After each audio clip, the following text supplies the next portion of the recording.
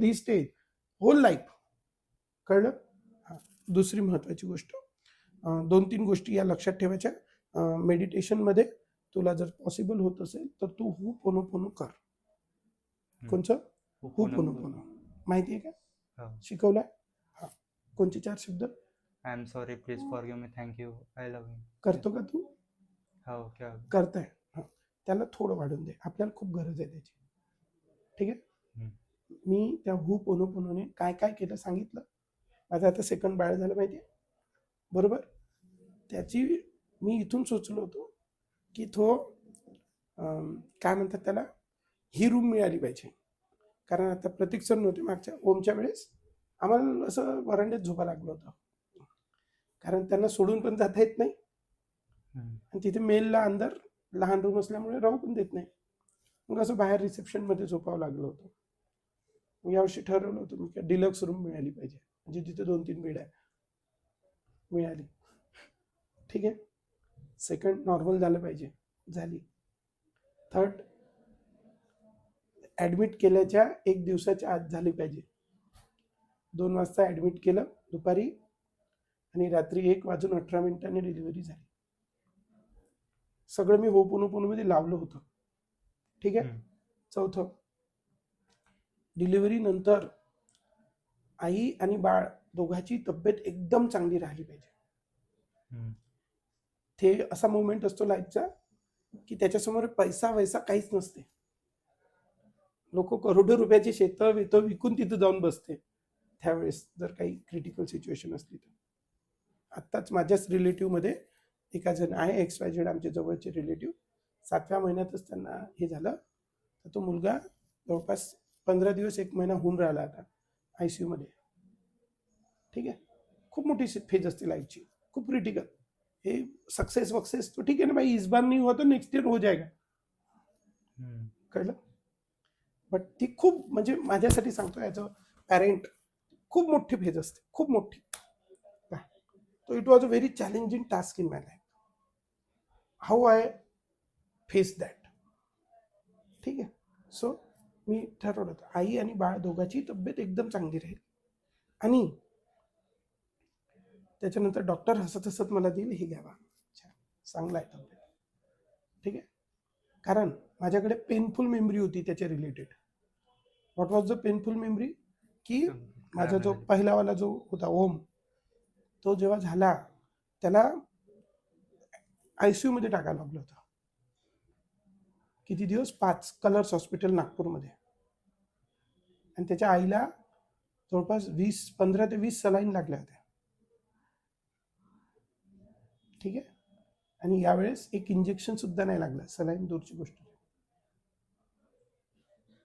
This is the real incidents of my life. आत्ताचा, आत्ता just 2 महिन्याचा होऊन राहिला. ठीक आहे. What is the difference? माझ्यात काय डिफरन्स होता? तेव्हाचा मनोज परगन ना आताचा मनोज परगन, याच्यात काय फरक होता? तेव्हाचा जो मनोज परगन होता तो खूप जास्त काळजी करणारा होता. काळजी ही एक प्रकारची निगेटिव्ह थिंकिंग आहे. मी ओमची काळजी करत आहे म्हणजे बाबू पडशील, नेगेटिव्ह सर. असा नाही आला तर पेपर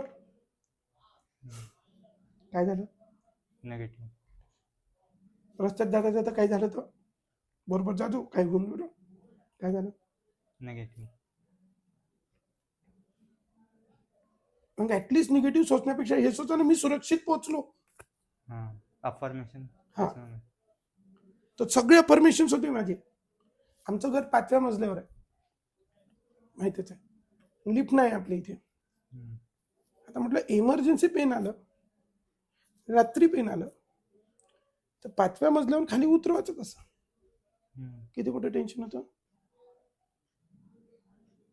मी अफर्मेशन केलं होतं की आम्ही एकदम असं इझिली, एकदम रिलॅक्स पद्धतीने चालत चालत, हसत हसत, बोलत बोलत खाली उतरलो आणि मग हॉस्पिटलमध्ये गेलो, मग ॲडमिट झालो. डॉक्टरनी एक डेट दिली होती, त्या डेटला आम्ही पहिले व्हिजिट करायला गेलो हॉस्पिटलमध्ये. म्हणे आरामशीर जेवण वगैरे करून या म्हणे, आरामशीर ॲडमिट व्हायला.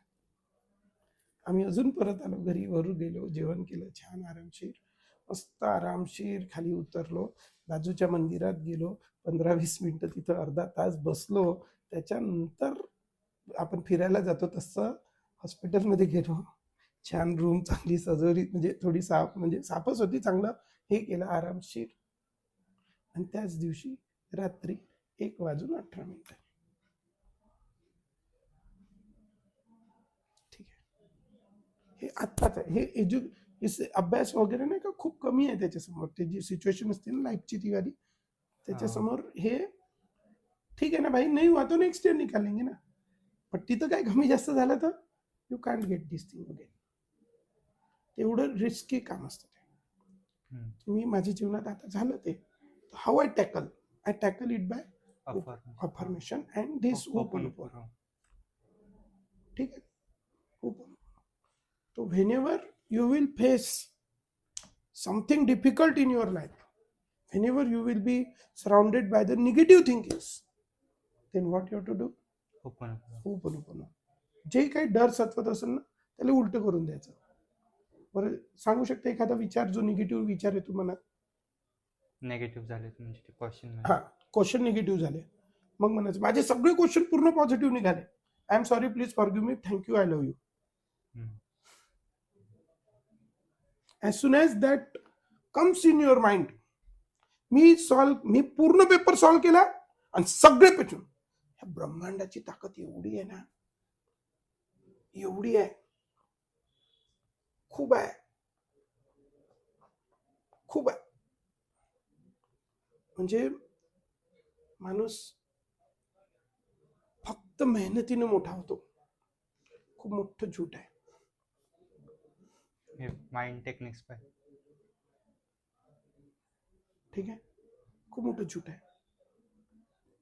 नो डाऊट मेहनत गरजेची आहे, खूप मेहनत, मी स्वतः मेहनत करतो, पण त्याला जोड पाहिजे तुमच्या दिमागाची, तुमच्या पॉझिटिव्ह अफर्मेशन्सची, तुमच्या पॉझिटिव्ह थिंकिंगची, तुमच्या सेल्फ कॉन्फिडन्सची.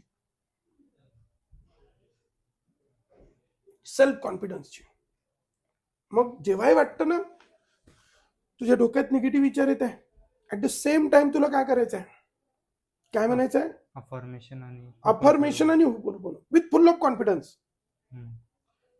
पर सांग, निगेटिव्ह सोचून का भेटणार आहे? पॉझिटिव्ह सोचून काही तर होण्याची पॉसिबिलिटी आहे. कळलं? म्हणून जसंही आलं, म्हणून स्वतःवर लक्ष ठेवायचं. आलं, चालू करून द्यायचं. माळ घेतली की नाही घेतली, घेऊन घ्यायची किंवा बोटावर मोजायची. ठीक आहे का? तो चालू करून द्यायचा. काय, माझा पूर्ण पेपर पूर्ण करेक्ट सॉल्व्ह झाला, सगळे क्वेश्चन, आणि सगळे क्वेश्चन एकदम बरोबर आले. I am sorry, please forgive me, thank you, I love. करून पाहते. ठीक आहे, मे बी तू करत असेल. ठीक आहे, किंवा आत्ता या स्टेजला मस्ट मी मिरॅकल्स केलेले आत्ता माझ्या लाईफमध्ये झालेले. ठीक आहे, एक तर तुला सांगितलं, प्रतीक सरला माहिती आहे, आमच्या ह्या 2 महिन्याच्या याच्यामध्ये आम्हाला 7-8 चॅलेंजेस आले होते, सगळे क्रिटिकल होते. परमेश्वराचं, या ब्रह्मांडाचं, या जो कोणी विश्व चालवत आहे त्याचं खूप खूप धन्यवाद. 7वं चॅलेंज खतम झालं. आता चिल्लर आहे 2-3, ते पण होऊन जाणार. एवढं